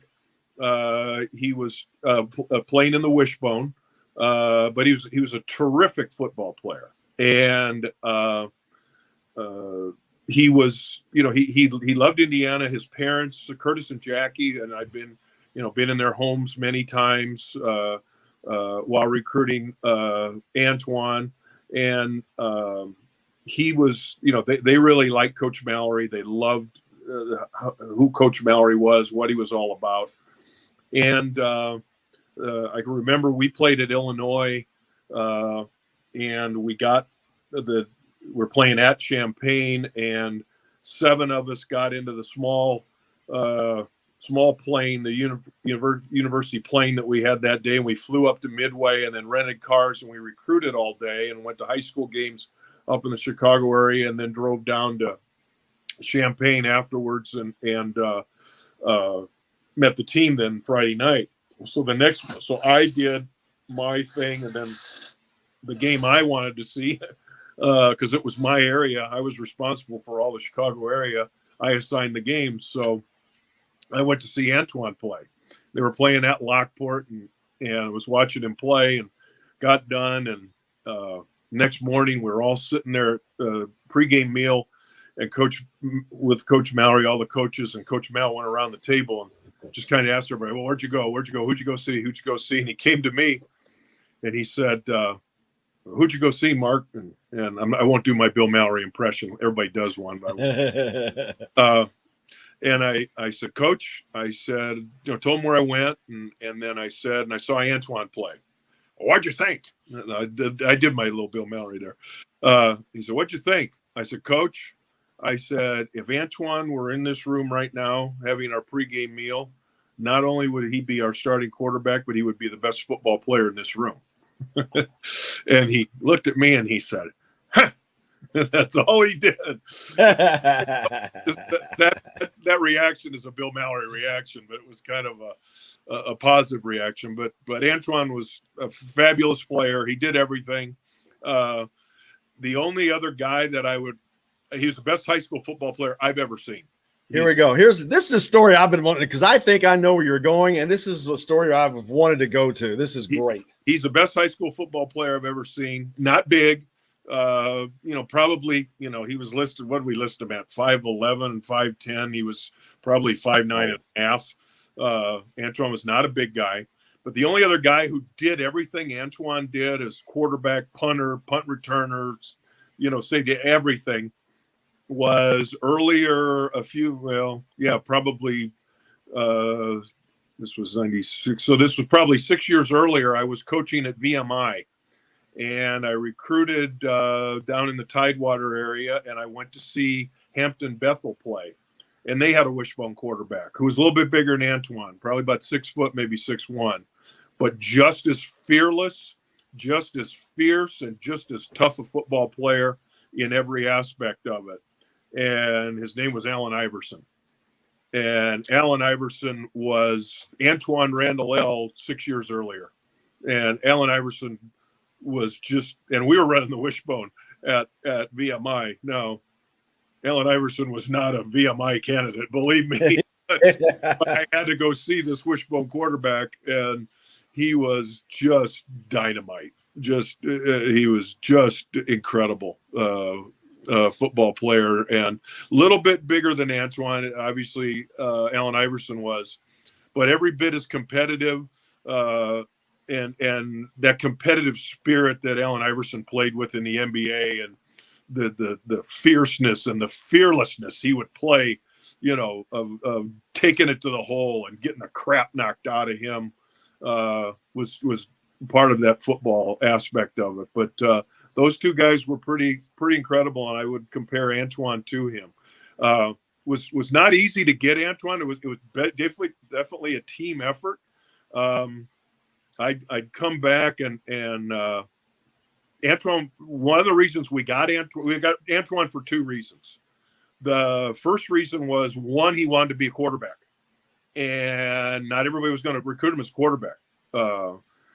Colorado wanted him as a wide receiver. Illinois wanted him as a defensive back. Nebraska didn't want him at all, and he'd have gone to Nebraska. That's where he wanted to go. But they had, they were running the option, and that was, they had Scott Frost at the time, and they had Eric Crouch later on, probably the same time as Antoine, who actually, won the Heisman Trophy. But Antoine wanted to go to Nebraska, but he wanted to be a quarterback. So the only two people that were recruiting him as a quarterback were us and Ohio University, because Ohio University was running I-option football. And, we were going to recruit him as quarterback because he was a game changer there. And that was one. And two, he wanted to play basketball. And our basketball helped us get him. And he liked Coach Mallory, and actually committed to Coach Mallory before Coach had gotten fired, and then Coach got fired. I was the only member of the staff that had carried over. Obviously, Buck was too, as director of football operations. So the two of us were people that he had in mind. He didn't know Cam, but I had enlisted at that time already Dan Dockich to recruit him, and Dan and I were neighbors. We lived 3 doors down, and drank a lot of beer together. And of course, we knew each other for a long time from the region. He's from Gary Andre, and I'm from Hobart, and our dads knew each other and teaching. They're both teachers and educators and things. So we've known the Dockiches for a long time. So Danny's a really good friend of mine, and Ron Felling. And Ron had seen Antoine play basketball at Thornton. They were state runner-up 3 straight years at Thornton. They had great teams, and those were fun to watch him. And he was a point guard, and they got beat by Peoria Manual 3 straight years in the state championship. But they were terrific teams to watch play. And Ron had watched him and knew he was good, and had told Coach Knight, hey, this kid could help us and play as well. The other guy that helped us quite a bit was Tim Knight, and Tim put Antoine. Those were the days when the IU high school kids would go on this barnstorming, or the signees would play at different places throughout the state, and they'd play in South Bend or Fort Wayne or Indy or wherever, and they would play these charity games. And Tim saw him and really liked him, and put Antoine on that team with the IU basketball recruits. So that helped us make it possible for Coach Knight to welcome Antoine onto the basketball team too. So that's how we got him, and that's how he came to Indiana. That it's amazing, all of that, because that is a lot of fabric that had to be woven together. I mean, a lot of fabric. And then as I'm hearing all that, I'm thinking that if that was today, that now somebody pulls one string and it just pulls that all apart. The one-time transfer thing or whatever after Coach Mallory had what happened with him, that could have just pulled that one string, and an entire section of Indiana football history evaporates. Not only that, after his senior year in high school, Antoine was a very good baseball player. He gets drafted by the Cubs. and of course he did. He wanted to go play baseball. He was not going to go to school at all. He got drafted in like the 15th round. He wasn't like a first, he wasn't a top round pick. But he was like, I think like 15th round pick, 18th round, somewhere like that, pretty high. And the Cubs drafted him.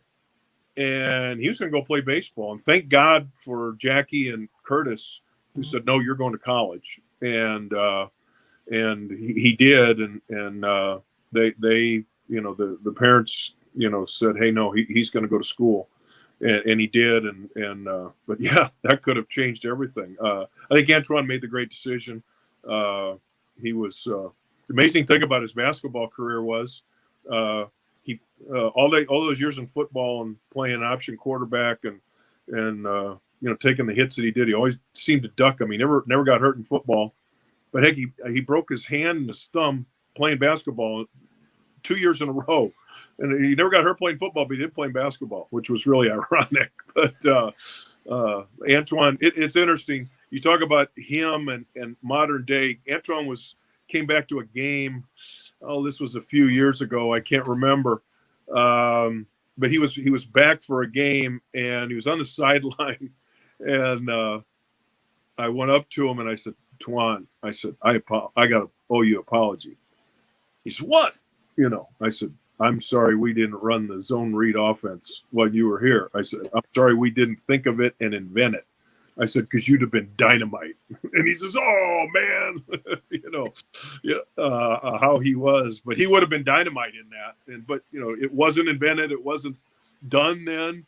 It wasn't the thing. But, he'd have been Pat White. I think of Pat White at West Virginia. He very similar to Antoine as a player.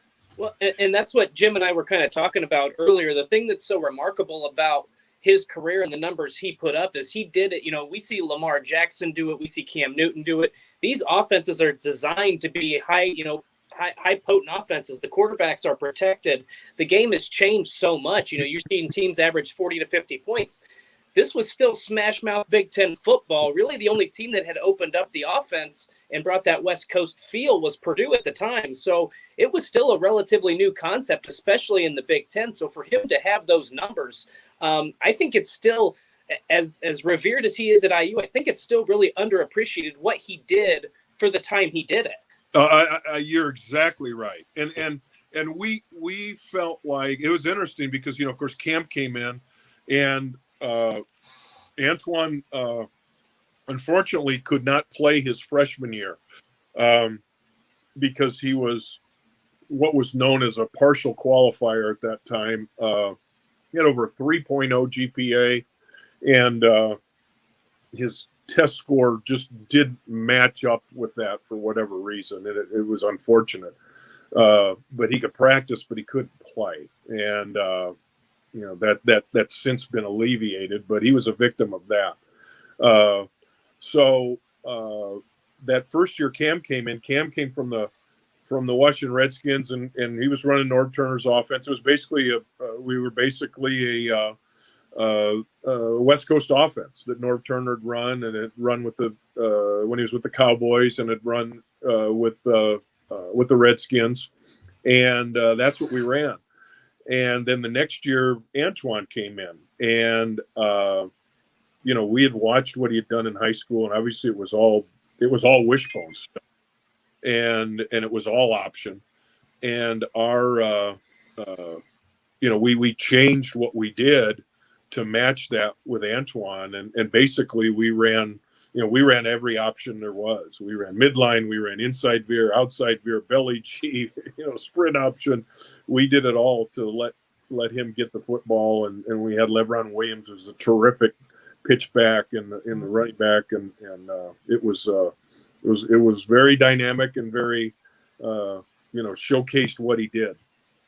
Well, we talked so much on everything. It's been so well that we'll have to have you back and talk about football that's coming up, because we've been talking about that a lot. I tried to stay down the middle, but it's kind of hard not to get excited about Indiana's football prospects this season. I mean, it's hard not to get really excited if you're a fan, for certain. But, man, it starts out with a tough road.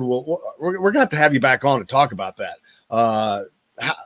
Starting on the road at Iowa, man, that's going to be a tough one. But I think it could be a historic season for Indiana, and it's definitely going to be a great one regardless. But it could be a historic season. Yeah, we're looking forward to it. Our guys have been off. Basically, it was a tough road for them. They went from July 1 last year all the way to January 2nd. Never went home, and got a couple weeks then after the bowl game, after the Outback Bowl, and then came back. And we're here then from mid-January all the way through May 1. And in the protocols and the testing and everything, it was hard for them. And basically Coach gave them off the month of May. And we have a team meeting on our freshmen get in here. Today's Thursday today. In fact, I'm going to meet some of them for the first time here in a few minutes. And then we'll have a team meeting Sunday night, and our official summer program starts on Monday. So it's going to be great to get everybody back together and get going again. Man, I'm looking forward to it. I cannot thank you enough, Mark. It has been an absolute blast, and I can't wait to do this again, because there's just too much more to unearth. I can tell already, but it was so much fun. Thank you so much this is the first time he's been on with us. Thank you so much, man. Appreciate it. Well, thank you. Great to be with you, and LEO. There you go. For Dustin Schutte. Dustin, thank you as well. I hope you have a great rest of your week. What do you have coming up?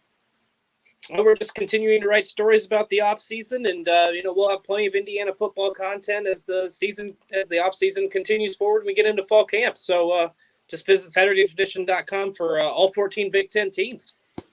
We're back tomorrow. Former IU player Charlie Miller with us as always, and lots more.